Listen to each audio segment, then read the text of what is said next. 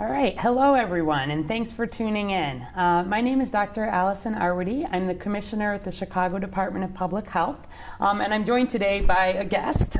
This is Pastor Chris Harris. He's the senior pastor at Bright Star Church. That's right. And we've worked a lot together on issues related to mental health in the city of Chicago. So obviously, as we were thinking about mental health in the time of coronavirus, he was really an obvious choice because his organization does a lot. So we're going to hear from him a lot in just a minute. But go ahead and start putting in questions if you've got questions related to especially mental health or faith or spirituality at this time, and we'll get to those in a minute. But let's do a quick case update first. As of now, we are at 949 lab-confirmed cases of coronavirus in Chicago residents. We're also at 5 deaths in Chicago residents. That is among 1,865 cases in Illinois, so Chicago's about half of Illinois, as we have been, and 19 deaths in total in Illinois. You can go to the website, as always, chicago.gov/coronavirus to get the details on the U.S. statistics, world statistics, the breakdown of what's happening with our own data here in Chicago, and really look at those curves. Let's pull up the flattening the curve that we've been looking at almost every day. I spent a lot of time yesterday really explaining again that science behind flattening the curve, but I wanted folks to again just see this, that as we're on a big upward trajectory, which is what we are on now and what we will be on for some time, the goal is to have as much social distancing as we can, because when we're on that red graph on the left with the very steep rise, we cross the dotted line of healthcare system capacity. That means the doctors, the nurses, the beds, the ventilators, the ICU care. And if we cross that line too fast, we run the risk of running out of space in the hospitals to care for these really potentially very ill patients with coronavirus. If we do a better job of flattening the curve with more social distancing, fewer infections, fewer interactions between people who are not in your direct household, that's where we're able to see fewer infections, the rise go lower, and importantly, we stay below that healthcare system capacity. So I think with that, I really want to turn it over to you, Pastor Harris. Obviously, it's just a scary time for everybody in Chicago. Can you start out just by telling folks a little bit about your work, your organization, and a little bit about what you're doing now? Sure, absolutely. First of all, thanks for letting me be here with you today, and it's a very pivotal time for all of us. I am the pastor of Bright Star Church Chicago in the greater Bronzeville area. I'm also the founder and CEO of Bright Star Community Outreach, where we focus on counseling, mentorship, parenting, workforce development, and advocacy in the Chicagoland area. And we're finding so many people, whether it be people of faith or those who are from the community, who are saying, what can we do? What should we know?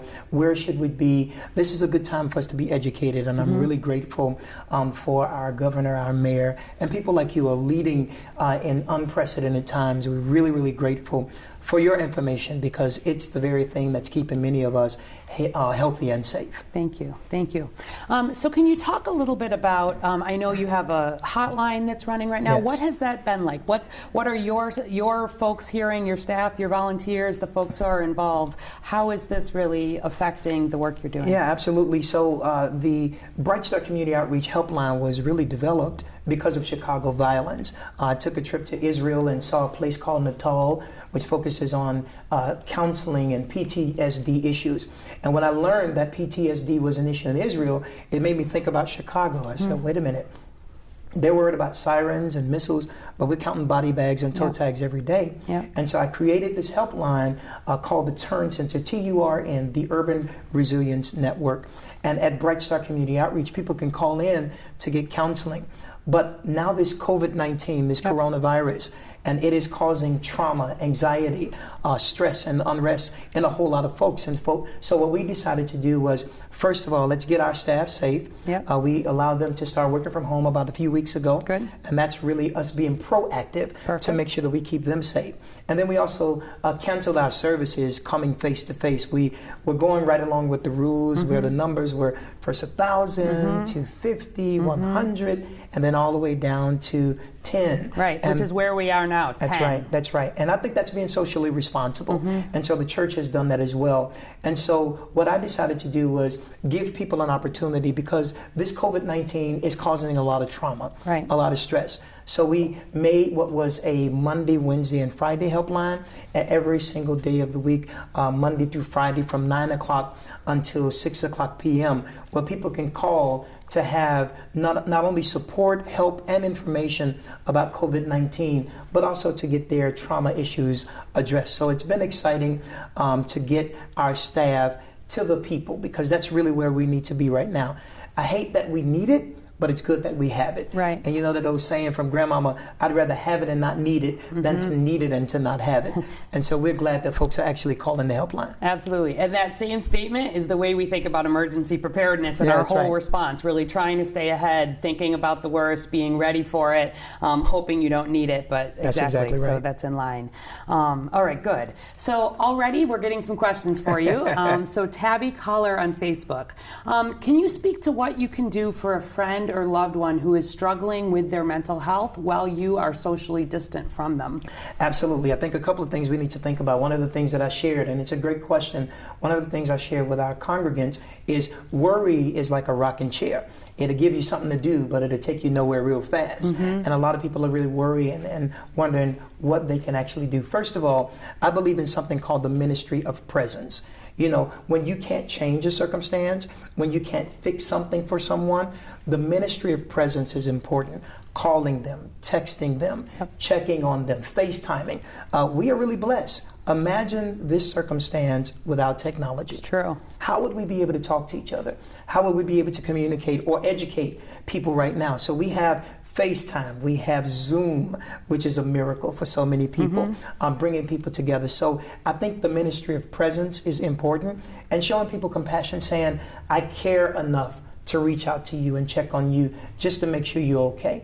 I got to stay at home. You got to stay at home. We're all doing this social distancing. As you know, we normally hug each other. Right. But now we got to What are we doing right now? There's our social distance, right? We call spirit fingers and things like that. And so coming up with creative ways to make sure that we still touch those we cannot touch is really important right now. Yeah, great.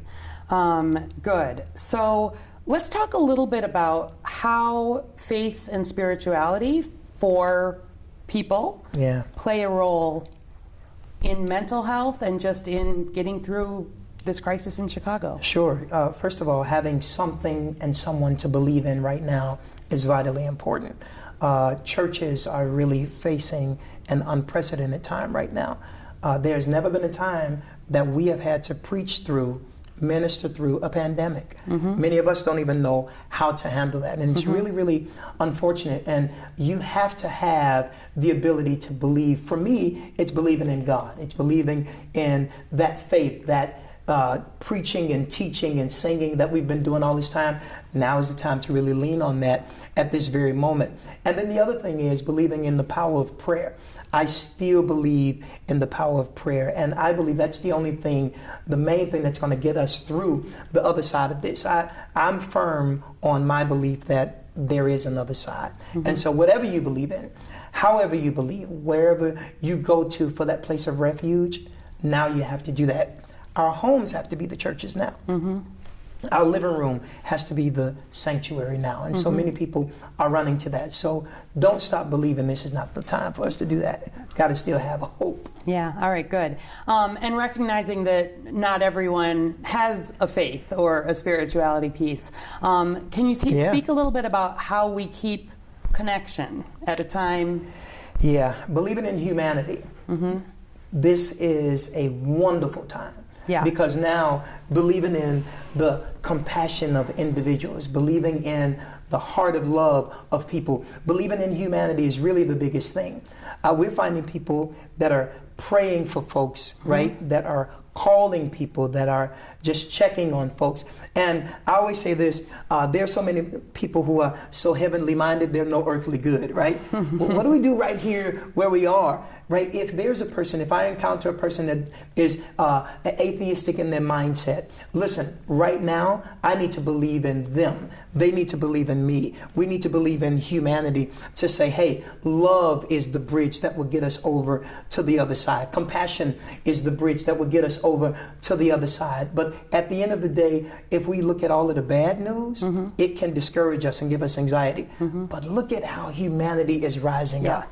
Look at how people are stepping up to the plate. We have folks who just sew for a hobby. Now they're creating masks for people. We have people who normally wouldn't know what to do, but now their creative juices are flowing, saying, how can I actually get involved? And that's exciting. So believing in humanity is one of the main things that all of us can do right at this time. Yeah, I think that's great. And you know, we've been highlighting really every day here good things people in Chicago are doing. How to be creative about staying connected. That's right. It's good for your mental health. It helps you feel in control. It helps you feel like you're contributing. And a lot of people, I mean, people step up all the time all over Chicago. We see it.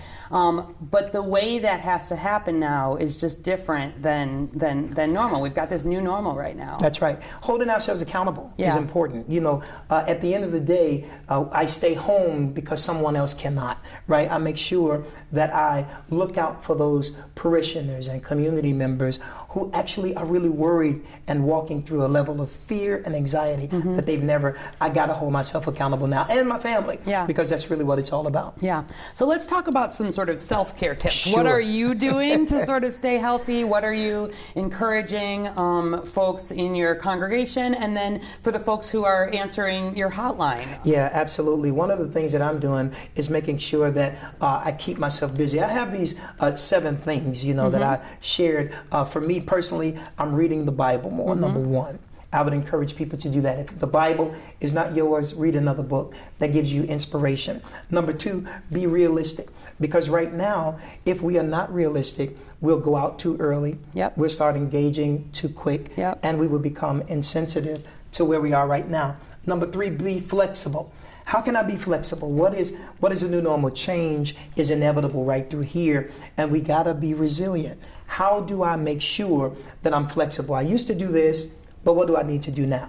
How can I adapt? Number 4, focus on the good and not the bad. Boy, if you watch the news every day, all day, you're going to tank real fast. Yeah, what have we been saying every day? Turn off the television for at least a few hours. At least a few hours. And then number 5, learn to live one day at a time. I refuse to walk in this fear. You know, for me, the scripture says God has not given us the spirit of fear, but of power and of love and of a sound mind. And I believe that's vitally important, because at the end of the day, if I walk in this fear, I will literally believe that I am walking through the valley of the shadow of death, with it all around. Even on CNN, it's my favorite show, but now when you look at the numbers going up every day, I had to turn it off. I had to say to myself, wait a minute, what can I do to focus on something good? And then number 6, stay busy. Get up, work out, read a book, step outside, breathe a little bit, come on back in, whatever you need to do. And then last but not least, learn contentment. I have to be content. One of my favorite scriptures, it says, whatsoever state you find yourself in, be content. So I have to be content where I am, because the only other option outside of contentment is frustration. And I can't get frustrated right now. I want to encourage somebody right now who is at that place of feeling like, oh, I don't know what to do, where to go, what to say. Be content. You can make yourself happy even in this rough circumstance. I firmly believe that. And they can certainly call the helpline, because people that will call 833-TURN-123, it gives them somebody to talk to. If you're living alone, if you're feeling lonely, call the helpline. We're there to help. Perfect. And that Cheryl Buchanan Rydenor on Facebook was saying, are there free mental health services for Chicagoans? Is there a number to call for help? Absolutely. That's one number to call for help. If you go to chicago.gov/coronavirus, we have a whole section on the website about mental health. If you are not sure where to go, you need help, if you call 311, you will also get connected to a trained mental health professional who can help figure it out. There's lots of resources on there. We have information about how to talk to kids. We have information about some of these tips that you can put in place. So you hear me say a lot, explore our website, but this is an area, we think a lot about mental health at the Chicago Department of Public Health anyway, and it's been a real priority for us. So those are examples.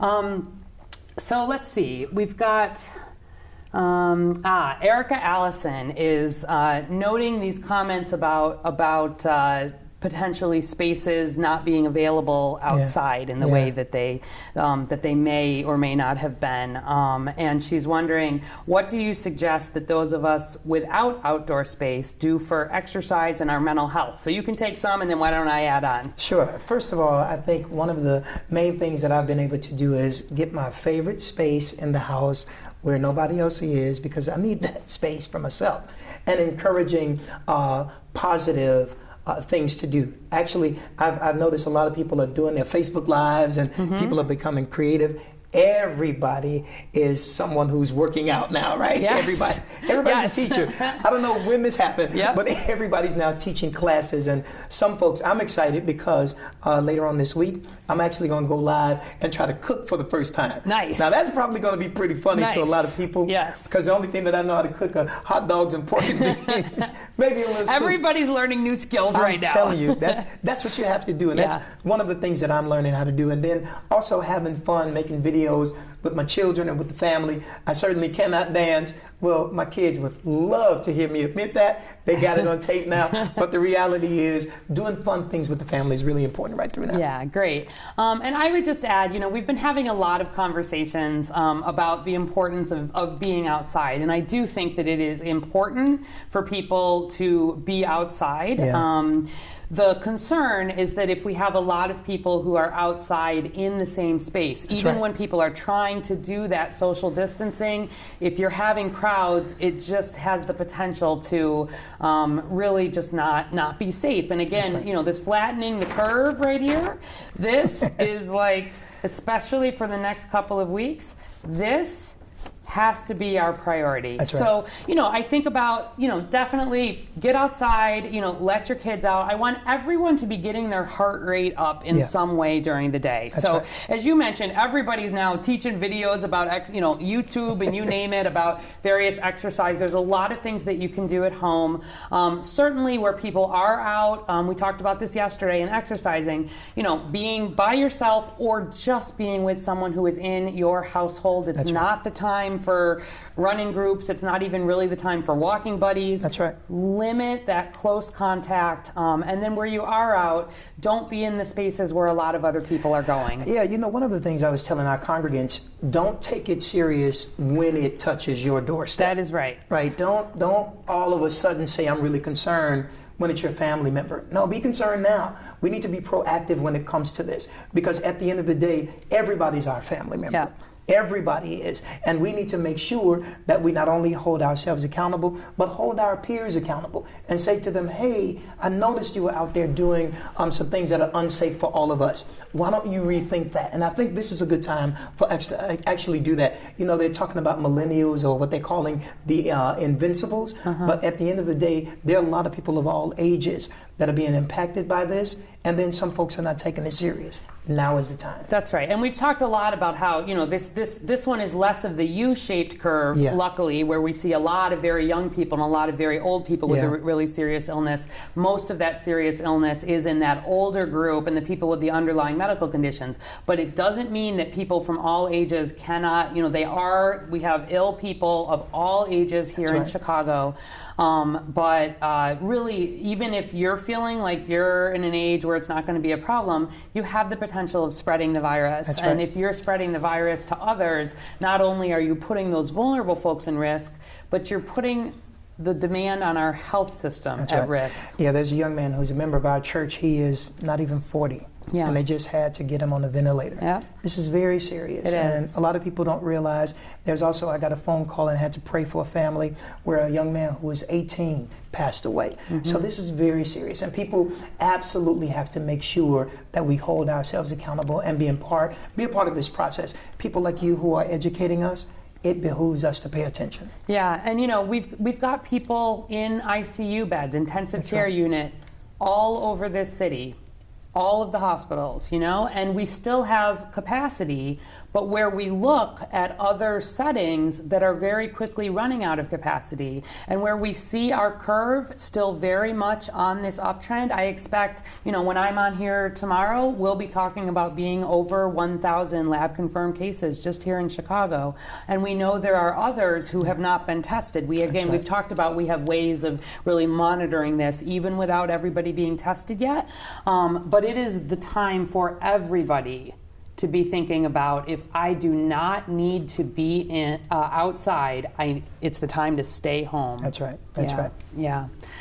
So let's get some more questions in here.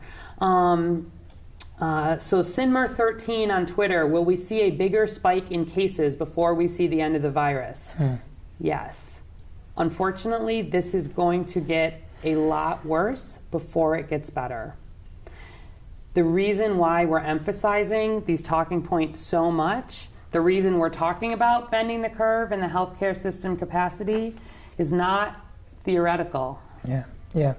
When we have so many different messages, whether it be messages from the White House or from the State House, whatever the case is, how we hold ourselves accountable in our house is really where it matters. I'm a faith leader. Yep. I am absolutely not thinking about having church for Easter. Right. No. Listen, as a pastor, pastoring 20 years, it's ludicrous for me to even think that's going to be the deadline. That's going to be the moment. No. I'm more so thinking about how we keep everybody safe. That's right. And Chris the Citizen on Twitter, will you talk about the likelihood that Chicago will be open by Easter, as the President of the United States floated?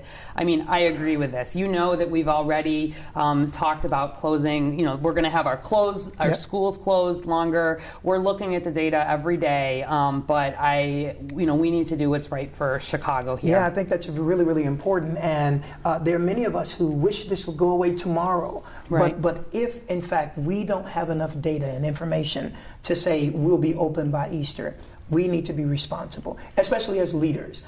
We absolutely have to be the main ones who are on the front line saying, no, hold on a minute. Let's do what is wise and not necessarily what we want. Absolutely. And I know there are still people who are kind of coming into more awareness of what this looks like in Chicago every day. Talking to some of the police officers who've been going out and helping educate people, there are still some people who were understanding that the time for staying inside was 5 p.m. or later, kind of like a curfew sort of idea. And I think that may have come because the very first, when the stay-at-home order went in place, it started at 5 p.m. on that day. But it is all the time you need to be staying at home. It's not just in the evening. There's no hours on it. It applies to everybody, that really, as much as possible, unless you are that essential workforce that we've been talking about. Obviously, you need to go out to get food. There are things that you need to do. But the less that you can be in close contact with people outside your house, really, the better. Yeah, I think it's important. One of the things that we, with the social distance and peace, has been able to do as the church is continue to inspire people online. Right. And most folks have a phone, they have an iPad, they are able to connect to the technology. So they're still getting their word. They're still getting their worship on, but we're just being much more responsible now. Exactly. Thinking a lot about people on the other side of that digital divide, right? That's right. You're watching us right now, but you think about the people who are not able to watch. Those are the folks we'd really like you to give a call. That's exactly right. Have the conversation, make sure they're getting the good information. For sure. We've got Felicia on Facebook. Can I open my windows if I live on the first floor? People are always walking past my window. Good question. Great question. You can have your windows open.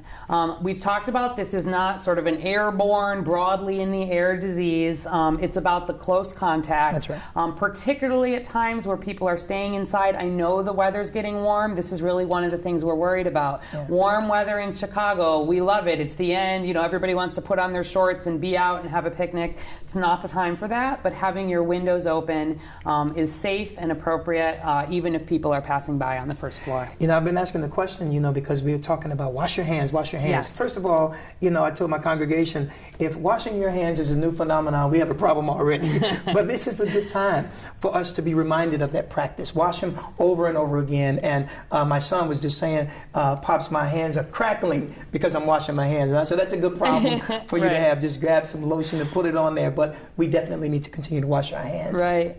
Absolutely. I'm also just looking here that Eli Cervantes on Facebook is letting us know that www.coronavirusonlinetherapy.com, we'll post that in the comments, has been created to provide at least 4 reduced fee video sessions, especially for those on the front line. That is awesome. Yeah, if there are folks, healthcare workers, etc., they'll work to get you connected with someone here in the state. So every day we're seeing sort of more things like this pop up. Again, we've got things on our website for the free calling. We're thinking a whole lot about how to support our first responders and our healthcare workers and the people who continue to work. That's another whole Yeah, I realm. hope we're also thinking about who we should be thanking right Yes, now. You know, I went to absolutely. the grocery store the other day, and those folks who are stocking the shelves, we Yes, need to thank them. absolutely. Healthcare workers, thank them. Leaders who are constantly keeping us educated, thank them.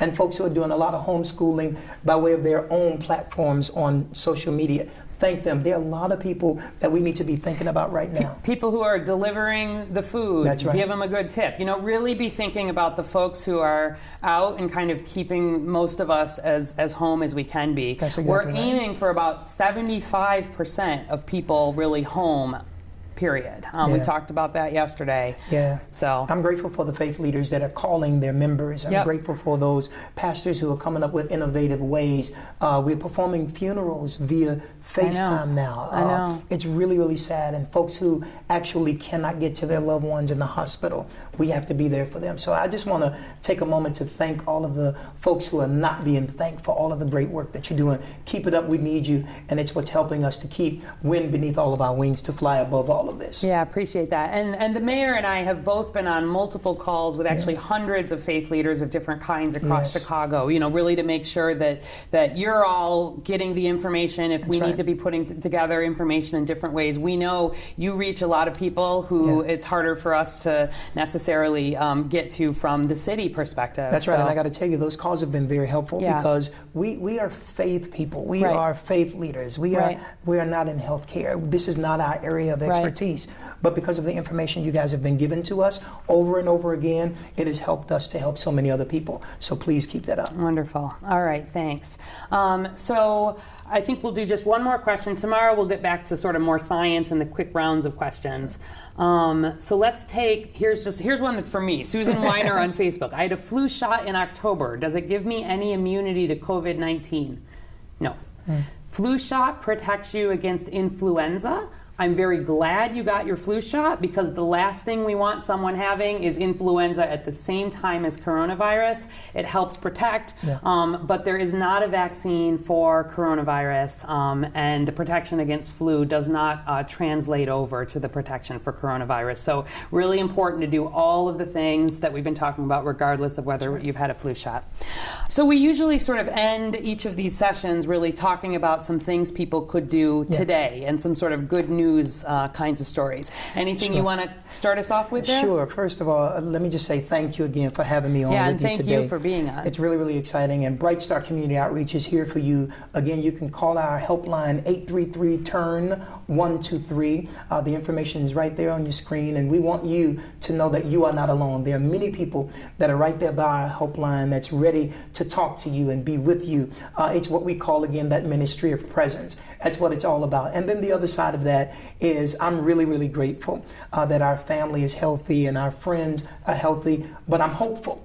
I'm hopeful for those who are in the hospital and those who are struggling right now, believing that God's going to turn things around for them. I want to encourage you, you have come too far for you to stop right here. Be resilient, be hopeful, and hang on to the one thing that you know that God is able to do, and that is protect you and cover you. I'm thoroughly convinced of it. I'm fully persuaded, and that's the kind of messaging we need to have right about now. All right, wonderful. Yesterday we ended the show with a picture that someone had sent in from Ravenswood of just some nice chalk drawings that a child had drawn, or I'm not sure if it was a child or an adult, but sort of a sign of like a physical picture of ways people in Chicago are being resilient, are thanking each other. So we want to encourage others to send in pictures. So, if you've already, don't go out to take pictures, but if you're out and you've got pictures or people are sending them around, you can tag them with hashtag AskDrArwady, AskDrArwady. Please go to chicago.gov/coronavirus. We've been really sort of alternating kind of science and education with having guests. Thank you, Pastor Harris, for coming in and bringing your perspective. We'll be bringing in other, certainly again, mental health and other types of experts to have a focus on this. It's really important that everybody is taking care of themselves, their physical health, their mental health, and we'll do what we can to keep giving you information. You please keep sharing that good information. We'll be back tomorrow at 11 a.m., the normal time, and in about half an hour on this same Facebook page, the mayor will be doing a press conference with some updates about things in Chicago. So we're doing what we can to keep you in the loop. Please do what you can to help us flatten the curve. Now is the time to have as few new infections as we can, and you staying as close to home as you can is the best way to protect yourself and protect Chicago. That's right. So thank you again for being on. It was really a pleasure to hear from you. Always a pleasure. Thank you. All right, wonderful. Thanks, everybody.